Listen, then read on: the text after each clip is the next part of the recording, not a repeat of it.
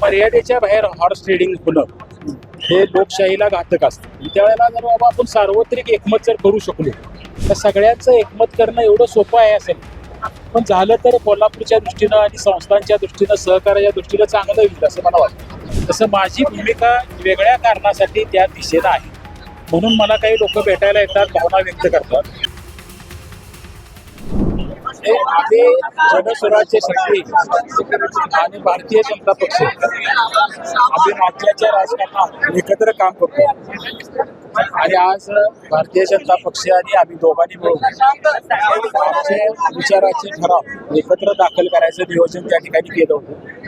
त्याप्रमाणे आमच्या अगोदर आता भारतीय जनता पक्षाचे ठराव दाखल झाले असतील आणि मी आता माझ्याबरोबर जवळजवळ 545 ठराव त्या ठिकाणी घेऊन आलेलो आहे आणि आमची एकत्र संख्या मला वाटते 2000च्या दरम्यान त्या ठिकाणी जाईल. संध्याकाळी आपल्याला हे आकडे सगळे स्पष्ट होतील. पण प्रामुख्यानं आपल्या सगळ्यांच्या माध्यमातून आम्ही एकत्रपणानं भारतीय जनता पक्ष आणि जनस्वराज्य राज्याच्या राजकारणात एक भाजपचा सहयोगी सदस्य म्हणून जे आम्ही काम करतो त्या पद्धतीनं मुंबईमध्ये सुद्धा हे संघटनात्मक काम तशाच पद्धतीने आम्ही पुढे घेणार आहोत. साहेब, खरं तर महापालिकेतून अनेक निवडणुकांमध्ये आपण सहयोगी म्हणून काम केलेलं आहे. कोकणमध्ये आपलाच अध्यक्ष व्हावा जनस्वराज्याचा अशी काय मागणी करतो. आता प्रामुख्याने ज्या चर्चा झाल्या त्यात जसं जिल्हा परिषदेमध्ये निर्णय झाला महायुतीतल्या प्रत्येक घटक पक्षाला अध्यक्षपदाची संधी द्यावी असा जसा निर्णय झाला, पहिल्यांदा राष्ट्रवादीला दिला, पुढच्या वर्षी भारतीय जनता पक्षाचा, कदाचित शेवटच्या वर्षी आमचा जनस्वराज्याचा अध्यक्ष. तसंच आता गोकुळच्या ज्या वेळेला पॅनलची अंतिम बांधणी त्यावेळेला चेअरमन पदाबाबतचा सुद्धा निर्णय तशा पद्धतीने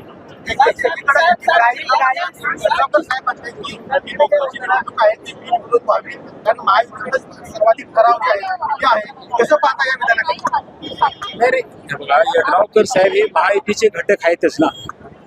आता महायुतीमध्ये नव्यानं सामील होणाऱ्या लोकांचा हा विषय, पण हे जे लोक पूर्वीपासून घटकच आहेत त्यांचा काही ह्यात वेगळा विषय असायचं कारण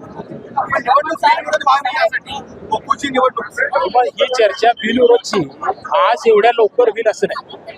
काय वळण आता कुणाचे किती ठराव आले याचं चित्र स्पष्ट होईल.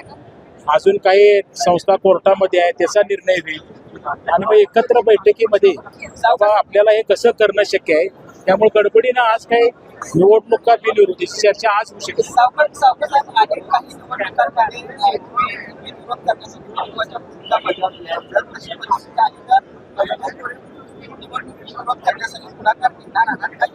माझी भूमिका काय असते, जे मी जसं मागं एकदा जाहीर केलं होतं महापालिकेच्या राजकारणाच्या बाबतीत, एका मर्यादेच्या बाहेर हॉर्स ट्रेडिंग होणं हे लोकशाहीला घातक असतं. त्यावेळेला जर बाबा आपण सार्वत्रिक एकमत जर करू शकलो, पण हे ज्या वेळेला जिल्ह्यांच्या निवडणुका असतात, आता सगळ्या जिल्ह्यातल्या प्रत्येक तालुका प्रत्येक गाव ह्यात सभासद आहे किंवा घटक ह्यात सहभाग, त्या सगळ्यांचं एकमत करणं एवढं सोपं आहे असेल. पण झालं तर कोल्हापूरच्या दृष्टीनं आणि संस्थांच्या दृष्टीनं सहकार्याच्या दृष्टीनं चांगलं होईल असं मला वाटतं.